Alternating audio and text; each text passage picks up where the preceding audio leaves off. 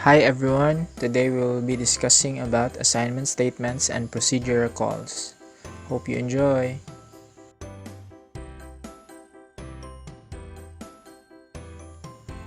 Assignment statements. One of the central constructs in imperative languages. It allows the user to dynamically change the bindings of values to variables. And compared to expressions, these do not return any value at all. Here are the types of assignment statements. First is the simple assignment. Almost all programming languages use the equal sign as an assignment operator.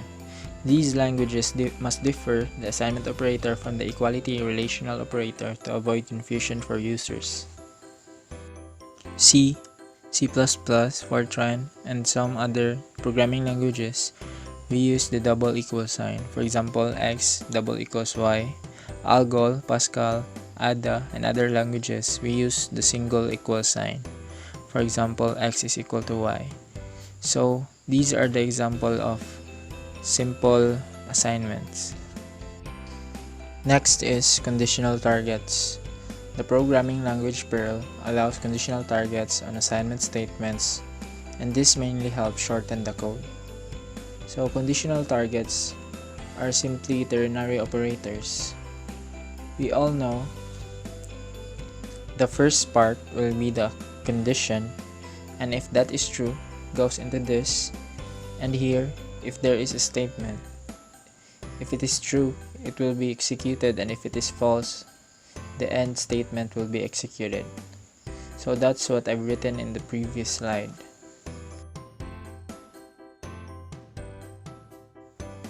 Assuming that x is greater than y, so we have here 9 is greater than 8, therefore that statement is true, and it goes into the first statement. And if that is false, it goes to the last statement. And that's how conditional targets basically work. Next is compound assignment operators. So it is a shorthand method that abbreviates assignment statements that has the destination variable also appearing as the first operand in the expression on the right side. Most programming languages denote this as a catenation of desired binary operator to the equal operator. So basically, we can represent a single statement in different ways. Let us assume that x is equal to x plus y. Now, we can also represent this as x plus equals to x plus y. Now, this representation is called compound assignment operators. Moving on, we have unary assignment operators. So they are nothing but incrementers and decrementers. C-based languages Perl and JavaScript use two special unary operators that are actually abbreviated assignments. Operators like the double plus sign and the double minus sign denotes increment and decrement respectively. These operators can also be used either in expressions or to form standalone single operator assignment operators. Both can appear as prefix or postfix operators, just like these examples.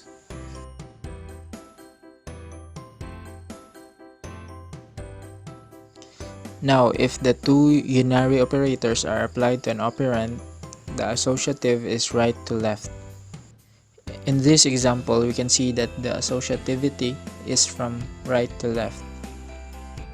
So we are also having assignments as an expression. C-based languages Perl and JavaScript has assignment statements that can produce a result. So these statements can be used as expressions or operands to expressions. Aside from that, the design treats the assignment operators as much like any other binary operator, but certain side effects will occur. In this example, we have a while loop, initially checking the condition if x is greater than or equal to 1. Yes or no. If it is yes, the interior statement inside the block will be executed, and if it is not, it just exits out of the block, and that's basically it.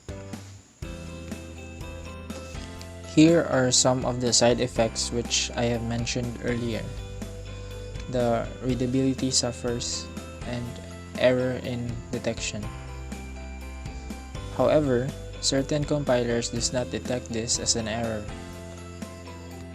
And lastly, we have mixed mode assignments. So these expressions are those expressions in which an operator takes the operand of different types. For example, we have here int x, int y, float z. So x divided by y is stored into z.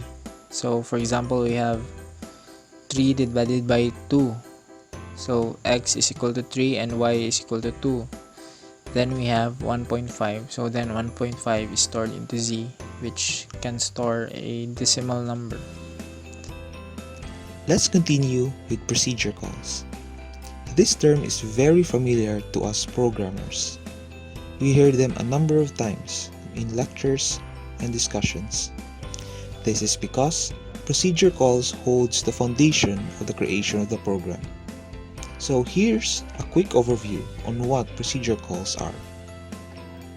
Procedure calls talks about an environment for storing the procedure, the identifiers, and the values in an order which makes it easier to access and execute. Additionally, it utilizes a stack frame allocated by the machine to pass procedure arguments, store return information, save registers for later restoration, and local storage. We will talk about the stack frame in the later slides.